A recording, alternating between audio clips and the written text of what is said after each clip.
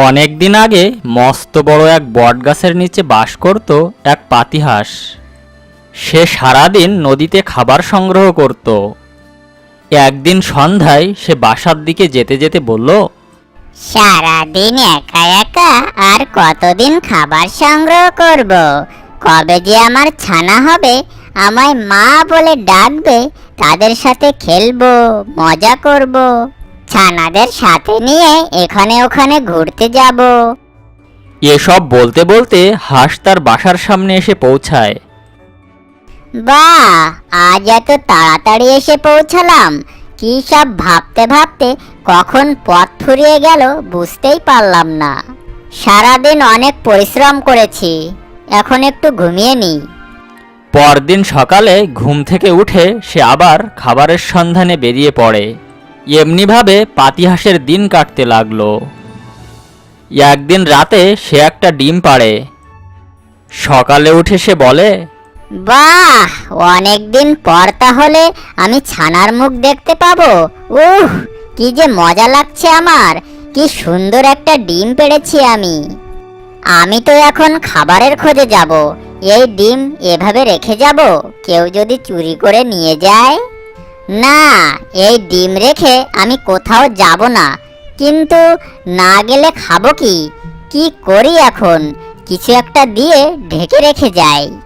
পাতিহাঁস তখন জঙ্গল থেকে কয়েকটা পাতা ছিঁড়ে এনে তার ডিম ঢেকে রাখে। ব্যাস, এবার হয়েছে। এখন আর কেউ জানতেই পারবে না এখানে কি আছে। এখন আমি নিশ্চিন্তে খাবারের খোঁজে যেতে পারবো। পাতিহাঁস চলে যায় খাবারের খোঁজে।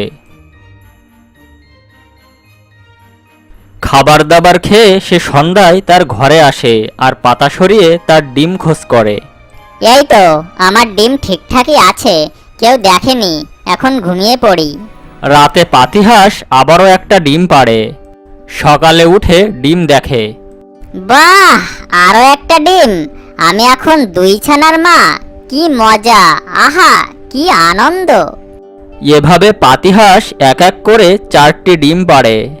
প্রতিদিনের মতো পাতিহাঁস তার ডিমগুলো পাতা দিয়ে ঢেকে খাবারের খোঁজে বের হয়। ওই নদী দিয়ে যাচ্ছিল এক রাজহাঁস। হঠাৎ রাজহাঁস বুঝতে পারল তার ডিম পাড়ার সময় হয়েছে। তখন সে আশেপাশে তাকিয়ে দেখল ডিম পাড়ার মতো পরিবেশ আছে কিনা। একটু দূরে বটগাছের নিচে সে দেখতে পেল ছোট্ট একটা বাসার মতো। মনে হচ্ছে ওই দূরে একটা বাসা দেখা যাচ্ছে। যাই, একটু এগিয়ে গিয়ে দেখি। হাঁস সেই গাছের নিচে যায়। সত্যিই তো, এটা মনে হচ্ছে কারো বাসা। কিন্তু এখানে পাতা দিয়ে কি ঢেকে রেখেছে দেখি তো। ওমা, এ তো দেখি ডিম। ঠিক আছে, তাহলে আমিও এখানে ডিম পাড়ি। রাজহাঁস সেখানে ডিম পাড়ে। ডিম পাড়া শেষে আবার পাতা দিয়ে ডিমগুলোকে ঢেকে দেয়। তারপর সেখান থেকে চলে যায়। অন্যদিকে পাতিহাঁস খাবার খুঁজতে খুঁজতে অনেক দূরে চলে যায়। এই যা, আজ তো অনেক দূরে চলে এসেছি। বাসায় ফিরতে ফিরতে অনেক রাত হয়ে যাবে দেখছি। যাক, আজকের মতো অনেক হয়েছে। এখন বাসার দিকে রওনা দিতে হবে। পাতিহাঁস বাসায় ফিরতে ফিরতে সত্যিই অনেক রাত হয়। অন্ধকার হওয়াতে পাতা সরিয়ে ডিমগুলো দেখতে পায় না, কিন্তু ডিমগুলো যে সেখানে আছে সেটা বুঝতে পারে। রাতে সে আবারও একটা ডিম পাড়ে। পরদিন সকালে, আরে, ডিম তো 5টা হওয়ার কথা, এখানে দেখছি 6টা, তাও আবার একটা বড়। এই বড় ডিমটা তো আগে দেখিনি। তাহলে রাতে কি এই ডিমটা পেড়েছি? রাতে এই ডিমটা সহ তো 5টা হওয়ার কথা। তাহলে 6টা হলো কি করে? নাকি আমার হিসেবেই ভুল? হতে পারে আমিই ভুল করছি, না হলে আমার বাসায় ডিম পাড়বে কে? যাই হোক, এখন এগুলোতে তাওয়া দিই। পাতিহাঁস ডিমগুলোতে তাওয়া দিতে থাকে। বেশ কিছুদিন তাওয়া দেওয়ার পর সব ডিম থেকে ছানা বের হয়, শুধু বড় ডিমটা ছাড়া। কি ব্যাপার? সব ডিম ফুটে তো ছানা বের হলো, এই বড় ডিম থেকে ছানা বের হচ্ছে না কেন? ও, বুঝেছি, বড় ডিম এজন্য মনে হয় বেশি তাওয়া দিতে হবে। পাতিহাঁস আবারও তাওয়া দিতে শুরু করে। বেশ কিছুদিন পর বড় ডিম ফুটে ছানা বের হয়। ছানাটাকে দেখে পাতিহাঁস চিন্তায় পড়ে, কেননা তার ছানাদের থেকে বড় ছিল সেই ছানাটি। তার ছানাগুলো ছিল ছোট আর দেখতে অনেক সুন্দর, সে তুলনায় এই ছানাটা কুৎসিত। ছানাগুলো আস্তে আস্তে বড় হতে থাকে, বড় ছানাটাও বড় হয়। একদিন পাতিহাঁস চিন্তা করলো, এই ছানাকে মোটেও আমাদের মতো লাগে না, আমাদের সাথে কোনোভাবেই মেলে না, একে আমাদের সাথে নেওয়া যাবে না। এই ছানারা, তোমরা সবাই এদিকে আসো। ছানারা সবাই তার মায়ের কাছে চলে আসে। আজ থেকে বড় ছানা বাসায় থাকবে, আমরা ওর জন্য খাবার নিয়ে আসব, ও আর আমাদের সাথে যাবে না।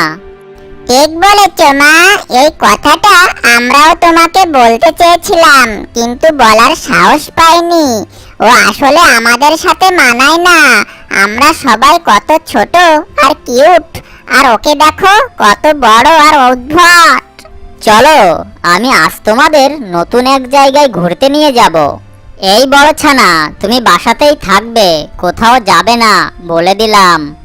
সবাই বড় ছানাকে বাসায় রেখে সেখান থেকে চলে যায়। বড় ছানাটা মনে মনে অনেক কষ্ট পায় আর কাঁদতে থাকে। আমি দেখতে বড় আর উদ্ভট, এটা কি আমার দোষ?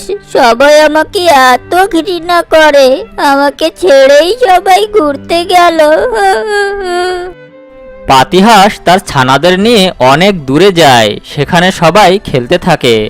দেখেছো সবাই, আজ পরিবেশটা কত সুন্দর না? ওই বিশ্রী ছানাটা নেই বলে আমরা আজ কত মজা করতে পেরেছি। ও থাকলে কেমন জানি অসহ্য লাগে। মা, তুমি আমাদেরকে ওদিকে নিয়ে যাবে?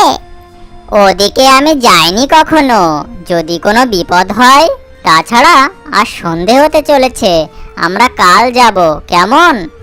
আচ্ছা মা, তাহলে আমরা কালকেই যাব ওদিকটাতে, কিন্তু তোমার ওই বিশ্রী ছানাকে নিয়ে এসো না যেন আবার। আচ্ছা ছানারা, তাই হবে। পাতিহাঁস আর তার ছানারা বাসায় চলে আসে, এসে দেখে বড় ছানাটা কান্না করছে। ওলে বাবা, তুমি খুব কষ্ট পেয়েছো? আহারে, কি কষ্ট! মা, আমার খুব ক্ষুধা পেয়েছে, আমার জন্য খাবার নিয়ে এসো। এই যা, ভুলেই গেছি, তোরা কেউ মনে করিয়ে দিলি না কেন? এখন কি হবে? সে রাতে কি খাবে? কি হবে? একটা রাত না খেয়ে থাকলে কেউ মরে না। কালকে আমরা তার জন্য খাবার নিয়ে আসব। না খেয়ে সেদিন বড় ছানাটা ঘুমিয়ে পড়ে। পরদিন সকালে পাতিহাঁস আর তার ছানারা খাবারের খোঁজে বেরিয়ে পড়ে। বড় ছানা খিদের জ্বালায় আর অভিমানে বাসা থেকে বেরিয়ে যায়। প্রবাহমান নদীতে বেয়ে চলতে চলতে অন্য পাতিহাঁসের বাসায় গিয়ে খাবার চায়, তারাও তাকে তাড়িয়ে দেয়। তারপর সে বাধ্য হয়ে নিজেই নিজের খাবার সংগ্রহ করতে থাকে। এভাবে কেটে যায় তার দিন। বেশ কিছুদিন পর বড় হাঁস আগের চেয়ে বড় হয়ে যায় আর তার মায়ের কথা খুব মনে পড়ে। অনেক দিন হয়ে গেল মাকে দেখিনি, ভাই বোনদের সাথেও দেখা হয় না। যাই, একবার গিয়ে তাদের দেখে আসি। এখন আমি অনেক বড় হয়েছি, আর বিশ্রী নেই। ওরা মনে হয় আমাকে আর বকবে না, কুৎসিত বলে তাড়িয়ে দেবে না। বড় ছানা তার মায়ের উদ্দেশ্যে রওনা দেয়। দীর্ঘ পথ পাড়ি দিয়ে সে তার মায়ের ওখানে এসে পৌঁছায়। এদিকে পাতিহাঁসের বাসায় ডিম পাড়া রাজহাঁস তার ছানাকে খুঁজতে পাতিহাঁসের বাসায় এসে পৌঁছায়। রাজহাঁসকে দেখে পাতিহাঁস বলে, আরে রাজহাঁস, তুমি আমার বাসায়? এলাম খুব জরুরি প্রয়োজনে। মা, দেখেছো সেই বিশ্রী ছানাটা আবার এসেছে। আমরা তো ভেবেছিলাম ওকে কেউ খেয়ে নিয়েছে। এই, তোমার লজ্জা শরম কিছু নেই নাকি?